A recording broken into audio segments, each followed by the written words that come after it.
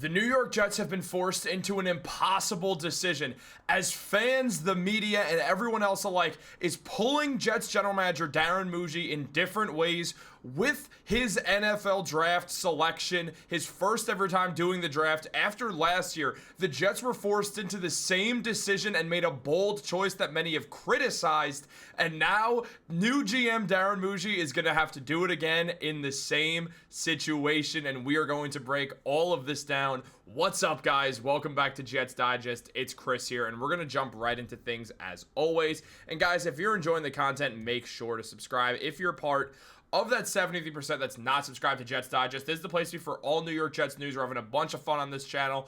We're having a great time. Matt and I talked a lot about in person what the move is going to be with the channel going forwards. Just safe to say, we have a lot of good plans. All that being said, let's jump into the video because we have a lot to discuss here. Darren Mougey is now doing his first NFL draft as a general manager after going through free agency, and obviously free agency is far from over. There's still a lot of dominoes to fall, specifically with the New York Jets. There's a lot of positions of need to fill, and they're not going to be able to fill all of them in the NFL draft. So we are going to see more free agents be signed, and stay tuned for those videos. Anytime the Jets make a signing, me and Matt will make a video. So be ready for that. But until then, guys, looking at the NFL draft, the Jets are being pulled in so many different directions as they have a lot of different choices they could possibly make for their pick. So let's get into it because there's a lot. There is a lot going on with the New York Jets right now. So diving in to the first thing we've seen, Rick Cimini broke a bunch of this down, saying the Jets could be faced with an intriguing choice of a prolific pass-catching tight end or a highly skilled tackle who would fill a glaring hole on the New York Jets offensive line. Now, you guys could probably already figure out the names that we're about to discuss, but diving into things, as mentioned by Cimini a year ago, the pre-draft buzz surrounding the New York Jets focused on Georgia tight end Brock Bowers, who the Jets were very interested in, and a handful of highly rated right tackles. Sure enough, Bowers was on the board for the New York Jets, who had traded down one spot to the 11th overall pick, but they opted for Penn State left tackle Olu Fashanu instead, and he was immediately named Tyron Smith's backup. Now, with all that being said, those sirens outside, that's the direct, it's just basically the direct noise of whoa, surprising, alert, but we all know that did work out somewhat for the Jets, as Fashanu's been an awesome player for the New York Jets thus far and still has a lot of room to grow and does fill a glaring position of need. And the left tackle position is just way more important in football than a tight end. I'm sorry, I know tight ends flashier. I know how good Brock Bowers is. I know he's one of the greatest tight end prospects of all time. All of that being said, the Jets probably should have ended up going with Brock Bowers. However, Fashanu gives the Jets a chance to continue building on what's a very exciting offensive line that's one piece away from being complete, and that's the right tackle spot. Now, yes, last year the Jets took Fashanu, and a lot of fans don't want to see another tackle taken. They want to see the Jets pick a skill position instead of somewhere in the trenches again.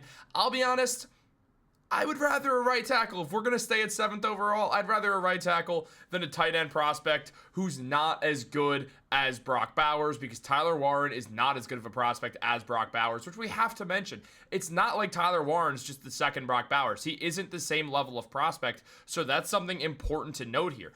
But let's just take a look at everything because there is just a lot that we're talking about here. And Cimini mentioned that Penn State tight end Tyler Warren is a potential top 10 pick, as is Missouri right tackle Armand Membo.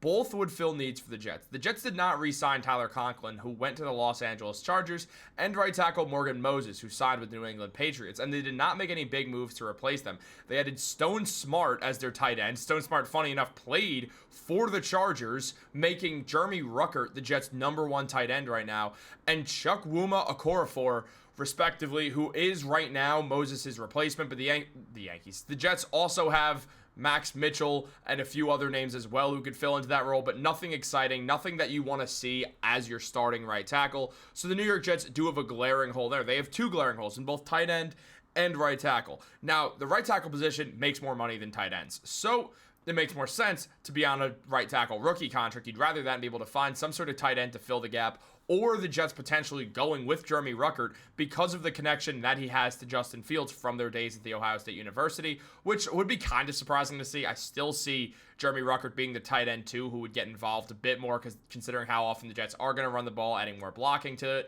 the team, and also just knowing that Tyler Conklin, that Jeremy Ruckert's ability should come when he's got a former quarterback who knows him and knows his tendencies very well already. So I do think Ruckert will get a lot more chances to succeed, whether or not the Jets sign another tight end or bring in another tight end, which I fully expect them to. Also, at the same time, the right tackle position is just more valuable. So if you're going to stay in the top 10, do not pick a tight end 7th overall when you could easily just, what's Warren realistically going to give you that first year? 700 yards, which is good, really good for a tight end. At the same time, you could fully fill out your offensive line, and Justin Fields needs a good offensive line. Whenever he doesn't have a very good offensive line, he completely stutters. The man has led the NFL in sacks before, so it's something that has to be covered, or Justin Fields does. If he does not have a good offensive line, he panics. He really does. So the Jets need to build. I'm not saying build around Justin Fields, but build around this current team while also having the chance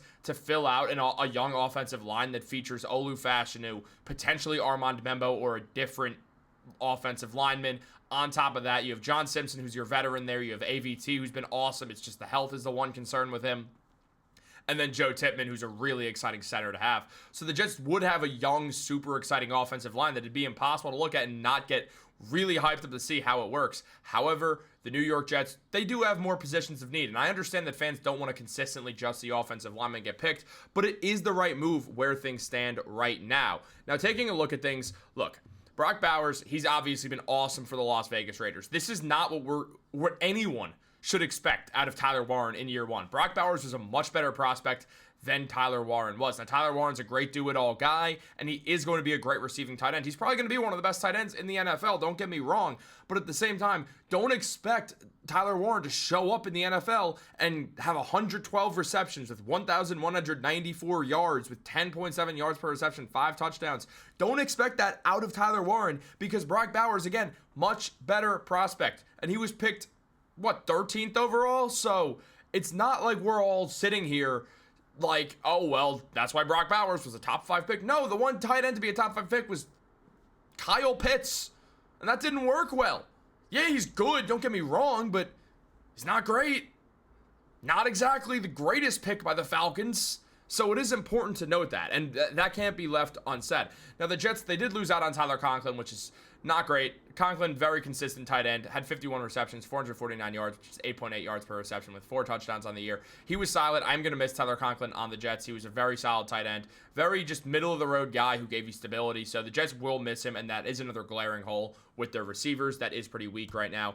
But you look at the way that Brock Bowers played in college. He won 2 championships and was there for 3 years. He was playing as a freshman, had 882 yards his freshman year, 15.8 yards per reception, and 13 tight ends. It was his best statistical year receiving the football. Now, his yards per game went up each year until his junior year, but before he left for the NFL. He only played in 10 games that season and had 714 yards because of it, but his yards per reception were down as well, along with his touchdowns. I keep misspeaking, guys. And also had 71.4 yards per game. So he did improve in some areas, but fell back in other areas. It doesn't matter. Brock Bowers is great. He's been one of the best tight ends in football already, arguably the best tight end in the NFL right now. So you got to give him some credit. Yes, he's arguably the best tight end in the NFL right now. I did say that, just to be clear. He's up there. I understand Travis Kelce's still really good. I understand that there's other good tight ends out there. But Brock Bowers might be the best. I'm not saying he certainly is, just saying he might be. Very likely will be next year. But you look at Tyler Warren, it's a bit different.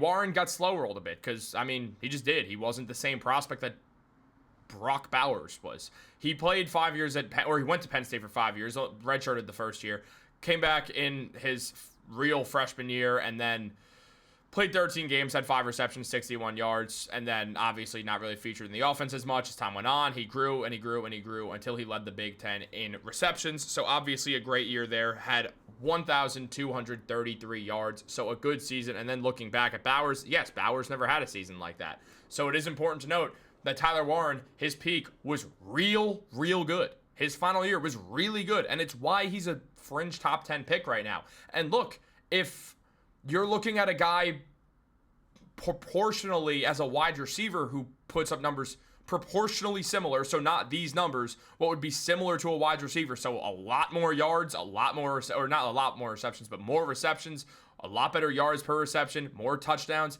then that guy would be a top 5 pick. But the tight end position is just not as valuable, so we're not seeing that as much. Now, Mel Kiper discussed all of this in a recent mock draft, as highlighted by Samini. And he mentioned that for the Jets, he did go with Tyler Warren because the Jets passed on Bowers last year. And Kuiper thought that with Justin Fields, this would be somebody that could really create a nightmare for defensive coordinators.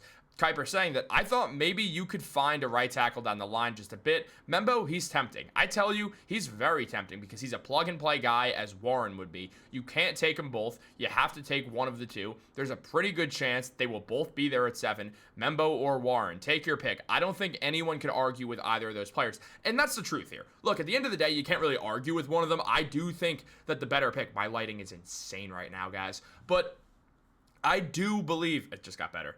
It's the fluctuating light outside. I'm facing my window in case anyone's curious about the way I look when I record videos. But on the topic of the NFL draft and, Jets Digest instead of Chris's window, it's I'm so stupid, dude. But look, you can't really go wrong in the sense that if you draft Tyler Warren, you're all but certainly getting one of the best tight ends in football in potentially as a rookie. He's going to be good in his rookie year. Don't get me wrong. I'm not saying that. But he's not going to be Brock Bowers good. And I'd be very surprised if he is. Meanwhile, you could take Armand Membo, who should fill out your offensive line. I'm saying should in the sense of anyone can be a draft bust. So there's just the world where things don't go well, but Armand Membo does feel like the better pick for the Jets' stability. Given if they don't cover that tight end need, maybe you do go with Tyler Warren because you desperately need more receiving help out there for Justin Fields, who's never had a true wide receiver 2 on his team. Now, is Tyler Warren a wide receiver 2? No. But would the Jets then need a worse wide receiver 2 than they need right now? Absolutely. So there is some logic to picking Tyler Warren. And I will tell you, as someone who would rather Armand Membo, if I hear the Jets pick Tyler Warren, I'm not going to sit there like, this is a disgrace. This is just a huge error by Darren Mougey. Honestly, I'm not going to sit here and lie to you guys. I'd be really excited because it is a more fun pick. But is it the right pick long term? That's what I need you guys to answer me. So let me know in the comments down below what the right move is. Is it Membo? Is it Warren? Is it neither? Let me know in the comments down below. Like this video, subscribe, turn on post notifications. Let me know your thoughts in the comments down below. I will say, if the Jets want Tyler Warren, I think you could trade back a few picks. That's my guess, is that you could trade back to around that 11-12 area. You should be able to land Tyler Warren, is my guess. Hopefully my face will stop changing colors in the next video. Guys, have a great day and go Jets.